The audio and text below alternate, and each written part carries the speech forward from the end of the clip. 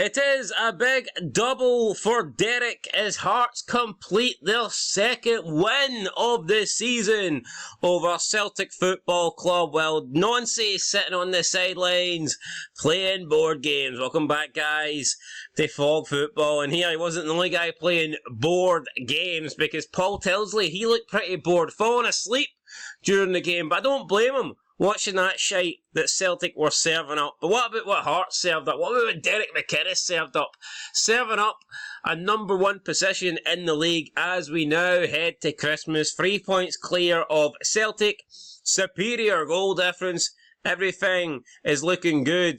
And Edinburgh looking good in maroon. And I wanted a bigger win than this. I predicted 4-0. At 2-0, I thought I was going to get it with a nice 1-2 with Kizaridis and Shankland. Kizaridis then got the shot off, just dragged it past the post. And I thought at 2-0, we could have certainly made it 3. Maybe we could have went on to make it 4. But that late Kieran Tierney goal did make me, a bit uneasy in the final 90 seconds, but we got the win. It was a deserved win, and it's a win that we needed. Because I think that I don't think a draw was a good enough result today. Purely based on the form and the fact that Hearts had been dropping points. Celtic closed the gap. They'd won 5 in a row. All the momentum was with Celtic, and I think Hearts needed to stop that momentum. Hearts needed to get back to winning ways today, and they done that. So I think this could be massive for the title. And I know a lot of people will say a draw would be good for Hearts going to Celtic Park, but for me, it wasn't good enough. I think Hearts needed the win. They got the win. And now we're going to see how the fans react to the win. But a great result, man. Absolutely delighted with that. But could have been more, in my opinion. And maybe should have been. Anyway, CFC says 2 wins in their last 7, by the way. You'll drop points to the Huns and Hibs and we'll be top after that. You don't win the league by just beating Celtic. Well, no, but beating Celtic's a good fucking start. I'll tell you that. And it's not just Celtic we've beat a shitload of other teams. We've also beat Rangers this season in the league, something that Celtic couldn't do. Celtic couldn't even beat Rangers under Russell Martin, so I would calm it down. Also, we've beat Dundee by 4-0. The last time I checked, Celtic had a losing aggregate this season against Dundee in the league of 2-1. So again, I'd pipe down. We know it's not just about beating Celtic. Hearts so far this season have done more than just beat Celtic. That's why they're sitting top of the table, guys. Do the maths. Kenny McClenaghy says, there's the Celtic bubble busting there. The finger poke of doom coming in. Idaguchi Belt says, honestly, not even angry at all. Couldn't be less rattled by your small team. Like, I couldn't care less about the score and wish the worst for your season. Of course you couldn't, mate. Of course you couldn't. Salmon's Pizzeria says, what a win. Last season, Hearts picked up 0 out of 9 against Celtic. This time it's 6 from 6, yeah.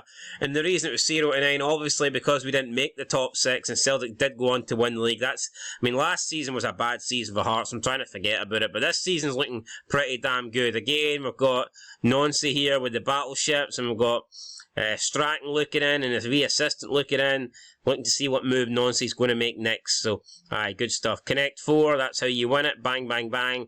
Put 4 in a row and you get the victory. There's Tony Bloom looking happy there. You got the maroon smoke going off in the background. AI image for sure, but who cares? Jay says, but, the bubble had burst. Well, not today. They've got Mcinnes there re-blowing the bubbles. There's bubbles everywhere. Mcinnes bubbles. Brilliant stuff. Michael Robertson, never worked today, ladies, and aye, no, nothing was going to work today. Hearts, great win. Robert Evans, just like SpongeBob, plenty of bubbles left. Moan the JAMBO'S. We've got AM 1872 with Hearts and Rangers here shaking hands. My man. Dear Black Child, great win for Hearts, collecting all 3 points, being an away side. Statement made today for title race. The race is on. Robert Steen, that's the first time in many years Hearts have beaten Celtic twice in a single season. I can't see us giving up the title now. I wouldn't go that far. It's still a long way to go. But yeah, obviously this win today, massively important. HMFC Ollie says, haha, get it right up them. Back from the brink. Disappointing to lose a goal in a game we dominated. I was very disappointed to lose that goal. But as disappointed as I was to lose the goal, I think the bigger concern was it gave Celtic like 90 seconds to try and find an equaliser. And how disgusting would that have been had Hearts drawn that game. Had Hearts lost that game or drawn that game, had Hearts not won that game, it would have felt like a loss. It would have genuinely felt like we'd lost that game. A draw would have been a disaster. I think a draw would have been a bad enough result at the beginning for Hearts, but had they drawn that with a 2-0 lead going into injury time, it would have been unforgivable. But thankfully, we didn't. Ian McLennan says almost the best comments. Celtic score consolation goal against Hearts at Parkhead. Lynn's delighted, well done Hearts. Celtic who? Philip Murphy, things you love to see. Celtic losing, well done Hearts. Johnny Boy Jambo says team effort won that game. Shanklin covered every blade of grass. Devlin was superb. Keeper is a proper keeper. The set pieces are back. Defending solid. What's not to like? I honestly don't understand, man, the criticism that Shanklin gets, especially when it comes from a Scotland perspective, where the whole agenda against Shanklin seems to be they cannot play him or they cannot start him because he doesn't press enough or he doesn't cover enough grass or he just doesn't work hard enough up front. I think that's a total myth.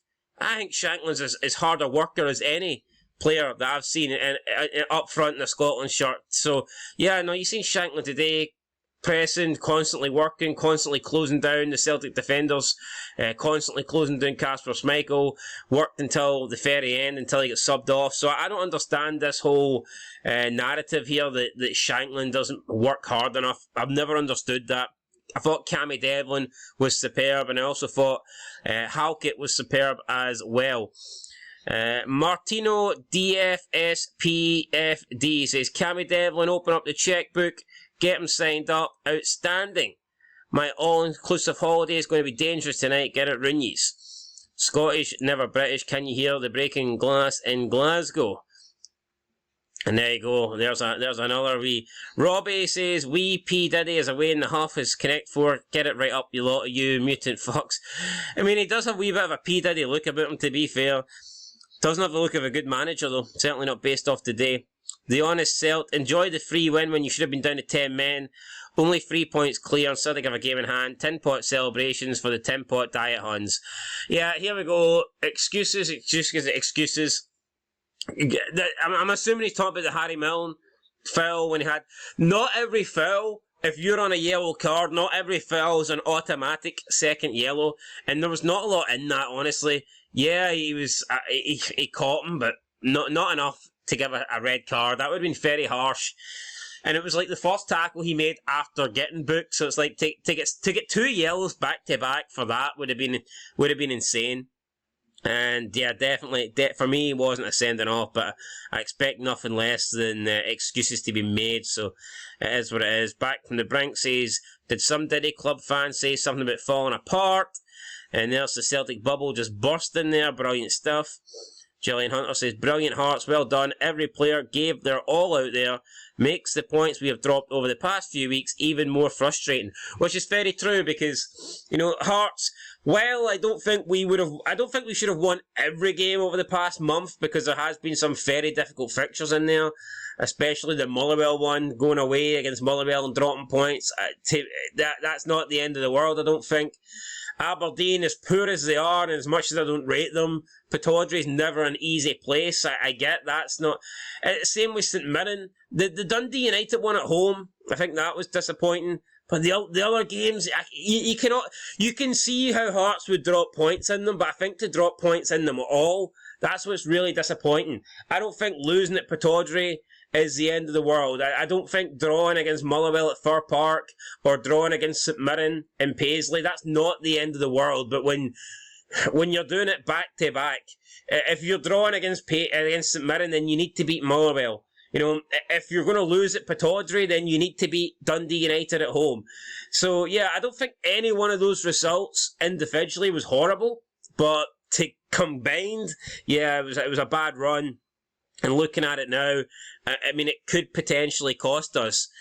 We should be further in front, but, you know, we need to take what we can get and hopefully, you know, we can keep going. We've got a chance to go further in front. We've got Falkirk, and that's going to be another difficult game. I know we've already beaten Falkirk this season pretty easily, but, You know, they're a good team. It's not going to be easy to go there away from home and pick up a win, but we need to do it. We need to put pressure on Celtic.